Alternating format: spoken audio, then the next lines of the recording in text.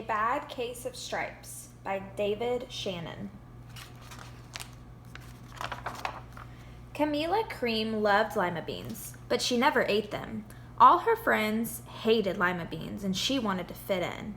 Camila was always worried about what other people thought of her. Today she was fretting even more than usual. It was the first day of school, and she couldn't decide what to wear. There were so many people to impress. She tried on 42 outfits, but none seemed quite right. She put on a pretty red dress and looked in the mirror. Then she screamed. Her mother ran into the room, and she screamed too. "Oh my heavens," she cried. "You're completely covered with stripes."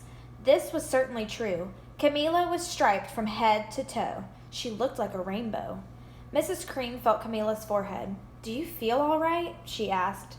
"I feel fine," Camila answered, "but just look at me." "You get back in bed this instant," her mother ordered. "You are not going to school today." Camila was relieved. She didn't want to miss the first day of school, but she was afraid of what the other kids would say, and she had no idea what to wear with those crazy stripes. That afternoon, Dr. Bumble came to examine Camila. "Most extraordinary," he exclaimed. "I've never seen anything like it. Are you having any coughing, sneezing, runny nose, aches, pains, chills, hot flashes, dizziness, drowsiness, shortness of breath, or uncontrollable twitching?" "No," Camila told him. "I feel fine." "Well then," Dr. Bumble said, turning to Mrs. Cream, "I don't see any reason why she shouldn't go to school tomorrow. Here's some ointment that should clear up those stripes in a few days. If it doesn't, you know where to reach me." And off he went. The next day was a disaster. Everyone at school laughed at Camila. They called her Camila Crayon and Night of the Living Lollipop. She tried her best to act as if everything were normal, but when the class said the Pledge of Allegiance, her stripes turned red, white, and blue, and she broke out in stars. The other kids thought this was great. One yelled out, "Let's see some purple polka dots." Sure enough, Camila turned all purple polka dotty. Someone else shouted, "Checkerboard!" and a pattern of squares covered her skin. Soon everyone was calling out different shapes and colors, and poor Camila was changing faster than you can change the channels on a TV.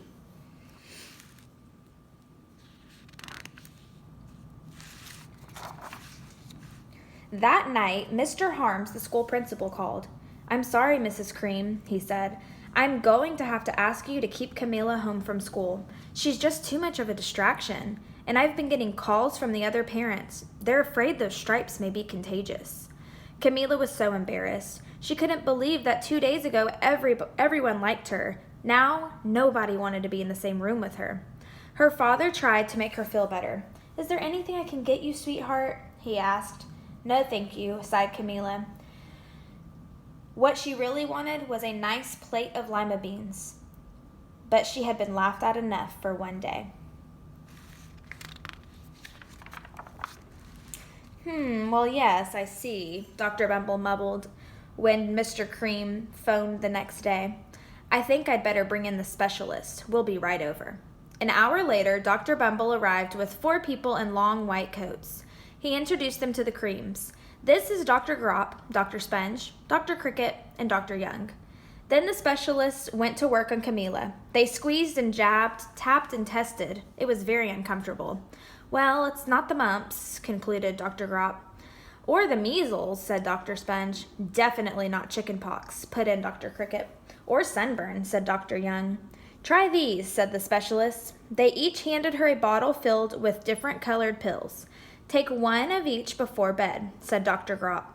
Then they filed out of the front door, followed by Dr. Bumble.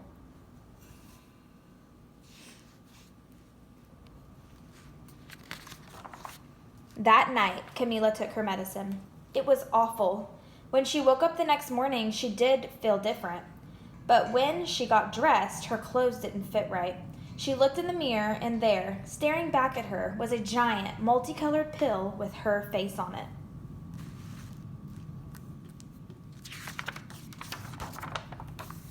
Dr. Bumble rushed over as soon as Mrs. Cream called, but this time, instead of the specialist, he brought the experts. Dr. Gord and Dr. Mellon were the finest scientific minds in the land. Once again, Camila was poked and prodded, looked at and listened to. The experts wrote down lots of numbers. Then they huddled together and whispered. Dr. Gord finally spoke. "It might be a virus," he announced with authority. Suddenly, fuzzy little virus balls appeared all over Camila. "Or possibly some form of bacteria," said Mr. Mellon. Out popped squiggly little bacteria tails. "Or it could be a fungus," added Dr. Gord. Instantly, Camila was covered with different colored fungus blotches. The experts looked at Camila, then at each other. "We need to go over these numbers again and come back from the lab," Dr. Gord exclaimed. "We'll call you when we know something," but the experts didn't have a clue, much less a cure.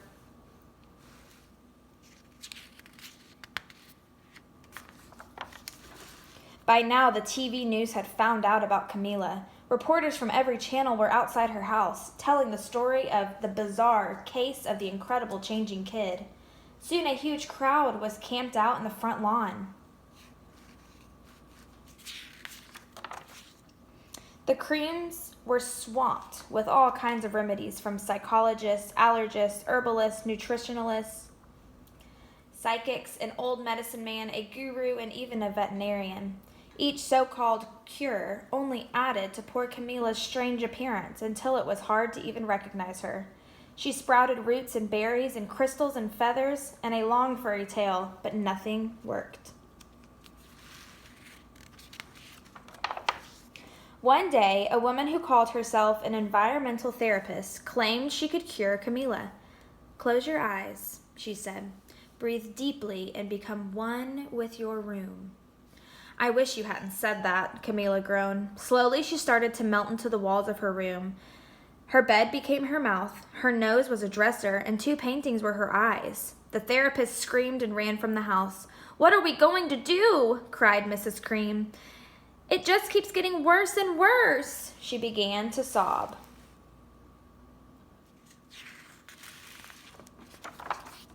At that moment, Mr. Cream heard a quiet little knock at the front door. He opened it, and there stood an old woman who was just as plump and sweet as a strawberry. "Excuse me," she said brightly, "but I think I can help."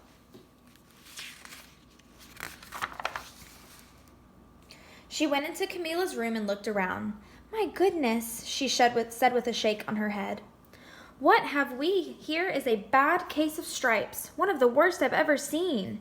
She pulled a container of small green beans from her bag. "Here," she said, "these might do the trick." "Are those magic beans?" asked Mrs. Cream. "Oh my, no," replied the kind old woman. "There's no such thing. These are just plain old lima beans." "I'll bet you'd like some, wouldn't you?" she asked Camila.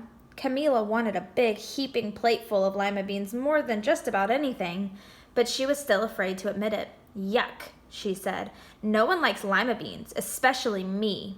"Oh dear," the old woman said sadly. "I guess I was wrong about you." She put the beans back into her bag and started toward the door. Camila watched the old woman walk away. Those beans would taste so good, and being laughed at for eating them was nothing.